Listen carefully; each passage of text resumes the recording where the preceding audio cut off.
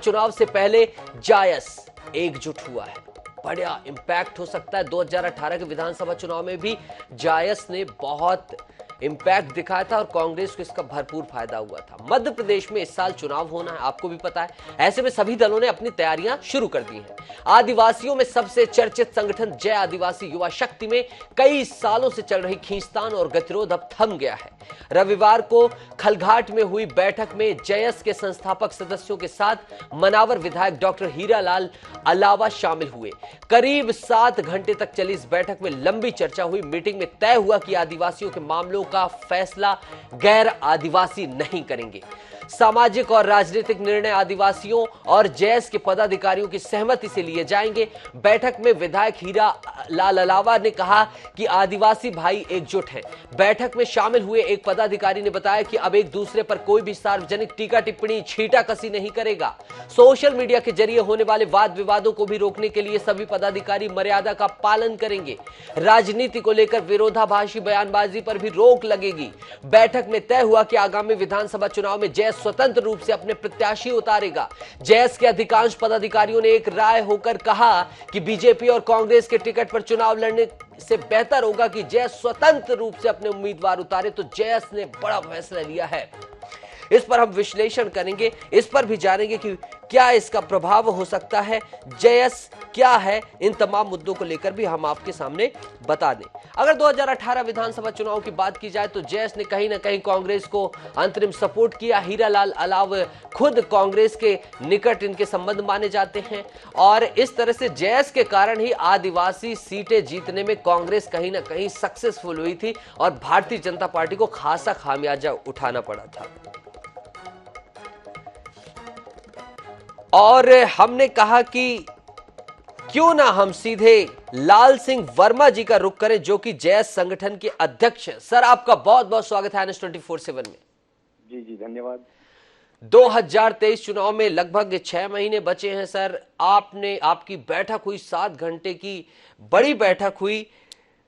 क्या कुछ निकल कर सामने आया सर? 7 घंटे तक जो बैठक हुई उसमें सबसे पहले तो क्या है, जो संगठन को बदनाम किया जा रहा था कि अलग अलग गुट हो गए हैं। अब एक गुट अलग काम कर रहा है, एक गुट बी टीम का काम कर रहा है। तो संगठन को एकत्रित करने के लिए हमारी यह बैठक हुई थी और संगठन निश्चित रूप से आने वाले समय में जो सामाजिक मुद्दे हैं उन पे चर्चा करेगा, सामाजिक मुद्दों को एक मंच पे लाएगा और 16 मई का जो हमारा जयस स्थापना दिवस है वो एक जगह एकत्रित होकर मनाएगा। सर, एक महत्वपूर्ण बात जानना चाहूंगा। हीरालाल अलाव जी भी उपस्थित थे, कांग्रेस में हैं वो। कैसे ये इस समीकरण को कैसे साधा जा रहा है? पिछली बार भी चुनाव में देखा गया कि कांग्रेस के साथ आपने अच्छा खासा एक गठबंधन तो नहीं कह सकते, एक अच्छा समीकरण बिठा और उसकी वजह से सत्ता में आपने कांग्रेस को लाने में आपकी बहुत इंपॉर्टेंट भूमिका थी। तो अब ये समीकरण कैसा जाएगा सर? खुले तौर पर चाहूंगा आप जैसे विद्वान से कि आप खुली प्रतिक्रिया दें। देखो, जयस वर्तमान में तो किसी पार्टी के साथ नहीं जाएगा। अभी उसके लिए विधिवत बैठक होगी हमारी कि किसके साथ, जो हमारे समाज का हित करेगा, जो हमारे युवाओं को, बेरोजगारों को रोजगार देगा, उन लोगों के साथ बैठ के तय करेंगे कि किनके साथ जाना है। भारतीय जनता पार्टी के साथ भी जा सकते हैं सर। वो तो आदिवासी गौरव दिवस, तमाम चीजें, तमाम सभी मुद्दों को लेकर मुखर रह रहे हैं। आदिवासियों को लेकर 21% आबादी है सर आपकी। 2018 चुनाव के पहले भारतीय जनता पार्टी ये नहीं जानती थी कि टंटे मामा कौन है। टंटे मामा को तो डाकू घोषित कर दिया था इन लोगों ने।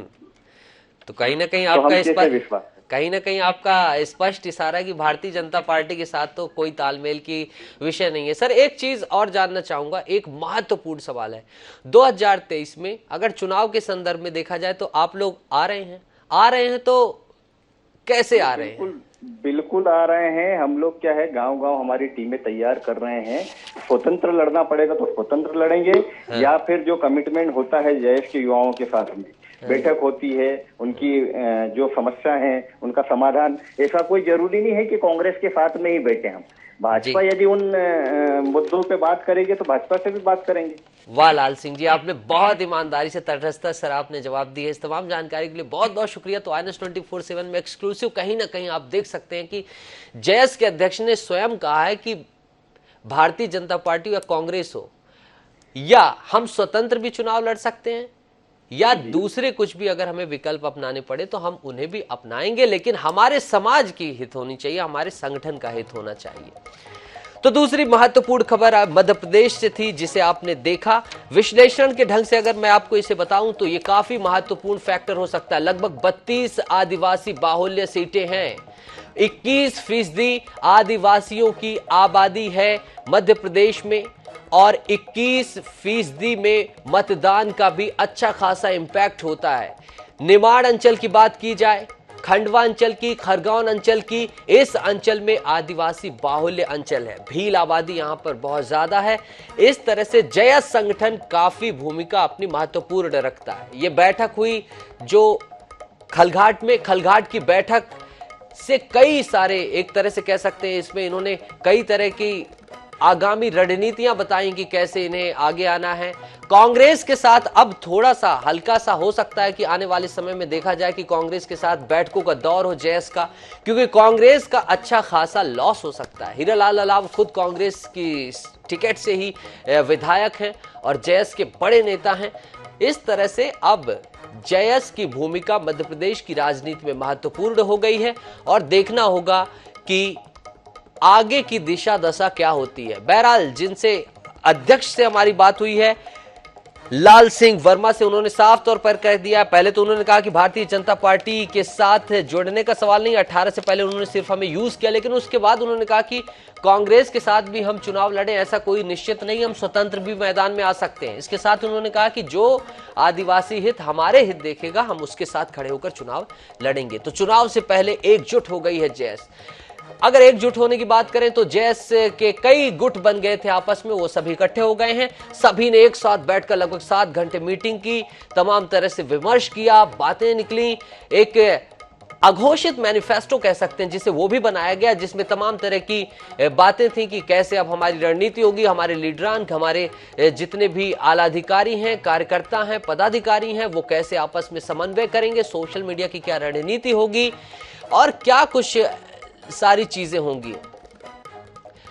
और इस मामले पर भारतीय जनता पार्टी और कांग्रेस का भी रुख लेना जरूरी है। भारतीय जनता पार्टी से हमारे साथ जुड़ रहे हैं भारतीय जनता पार्टी के प्रवक्ता गीत धीर जी। गीत धीर जी, आपका बहुत बहुत स्वागत है NS 24/7 में। धन्यवाद जी, धन्यवाद। जयस ने जितने भी सर उसमें आपस में उनमें फूट थे, उन फूट को दूर कर वो सभी इकट्ठे हो गए हैं। अभी हमारे जयस के अध्यक्ष से भी बात हुई है, लाल सिंह वर्मा जी से। उन्होंने सबसे पहले तो कहा कि 18 से पहले भारतीय जनता पार्टी आदिवासियों के नाम पर सिर्फ उसने वोट बटोरे। इसके बाद उन्होंने ये भी संकेत दे दिया कि भाई कांग्रेस से हम जरूरी नहीं कि उनके साथ होकर अलायंस होकर चुनाव में आएंगे, हम स्वतंत्र भी आ सकते हैं, या कि फिर भारतीय जनता पार्टी भी अगर हमारे समाज को साथ लेकर आए तो हम साथ आ सकते हैं। काफी सारे सवाल कर दिए सर, तो कैसे क्या कुछ देख रही भारतीय जनता पार्टी इस पूरे घटनाक्रम को?